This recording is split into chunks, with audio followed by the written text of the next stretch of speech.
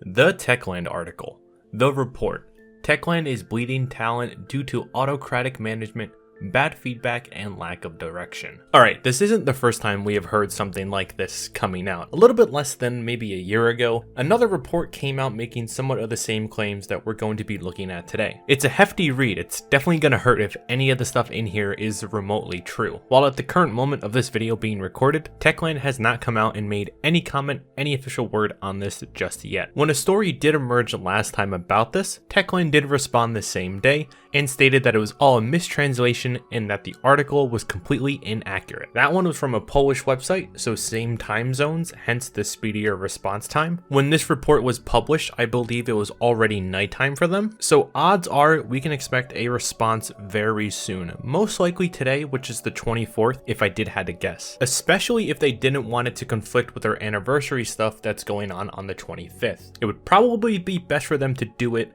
and very soon, but that choice is ultimately up to them. So with this article, I'm just going to point out some key points, what the article is about. It's a long read and many people did want me to discuss it. People did want me to summarize it, go over a little bit, and share some thoughts. Please know, I don't have all the answers. I'm literally just some dude that makes videos on Dying Light. That's about my relationship to any of this. So throughout the article, the CEO is quoted at various points as they are said to have an email chain going on with each other. So between the author and the CEO of Techland. And on top of this, the author also uses their own unnamed sources, including 10 both former and current Techland staff who wish to stay anonymous. What was being told here is that the workers are being ridiculed for presenting their work to higher authorities, and it's leading to disagreements on what things should look like and more. And when these disagreements occur, management decides to respond with hateful language and slurs that should never be allowed in the workplace. It is really awful to hear some of the things that are being depicted inside of this article. The article does say that the CEO has acknowledged an incident and is trying to move the team towards improving communication and for employees to not be discriminated against based on their identity. But then sources go ahead and say that their concerns often go unheard because of actions from the CEO himself. And then it's difficult for employees to communicate their issues because the CEO's wife is the head of HR, which I have verified and checked. You can kind of see where this is going. It's going to get much worse. The article then states over and over examples of management and leadership where they were really trying to take control of the individual's work. And when ideas came up, they would get shut down immediately because it was the mindset of the manager's way, and that was the only way. It kind of sounds like what happened with Cyberpunk. It's sort of in the same realm of things occurring here, according to the article. Moving further, they also talked about some of the ways that leadership had when it came about marketing the game. The CEO and others are claimed to have had come up with these ideas, and when I say them, it's going to mean two things. One, it could mean that this article is really far off from what's actually occurring, or two, the leadership is as gone and disconnected from the team as it's claiming to be. I quote, "He had some ideas to promote Dying Light 2. One plan was to drive an unmarked van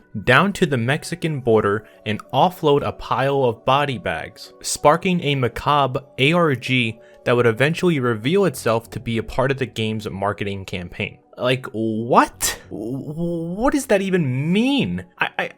Like, who comes up with that? Granted, they said it would never happen, but it's so bizarre and far-fetched. Like, how does one think that offloading a pile of body bags would be a good idea for a game's marketing? Like, it's insane to me. And they also had another idea, which was to send out medical kits and have people test themselves for the game's pathogen, but it would also test you for real diseases too. And then on top of that, they were thinking of contacting the United Nations to help create a video advertisement, and it would be about things occurring in the fictional world and then related back to the real world. Like I said, it's so bizarre and insane to think about. It makes me question so much. Another thing that the article did discuss on was that employment was essentially like a revolving door, and people would get fired and pushed out for going against management's crazy ideas and flaws. This article does go a little bit more in depth than that one from a year ago. It's insane to read. It's it's a really tough article to read if any of this stuff is actually true. It's mind-boggling to uncover what is going on. It just reeks of toxicity. The thing that sucks here is that we are outsiders looking in. We don't have much info on what really determined the truth. I can use things from what I've been told personally from the developers. When I did ask them about being an independent studio, they were great to tell me that they are private, no investors, no rush. They're working every day behind the scenes, getting the game to be ready better and better, and watching it come together. I know a lot of people watching this video may have probably seen one of my videos already on this channel. It's no secret, I do cover Dying Light 2 a lot on here. This was painful to read, I'm gonna be honest with you. My goal on this one was to stay as neutral as possible while also raising awareness for both sides, and I think the best way to end off this video is to have a message for management in gaming. Management needs to step away from video games and let the pros handle it.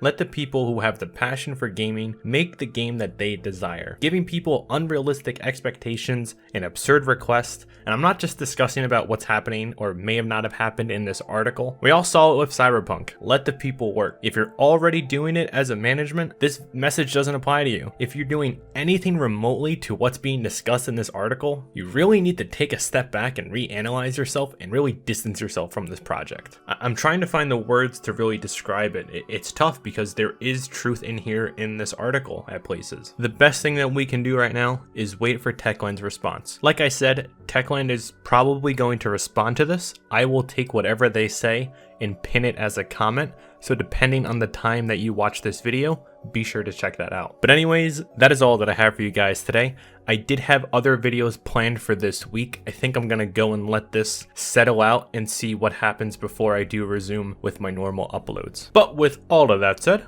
thank you all for watching, and I'll see you all in the next one. Bye bye.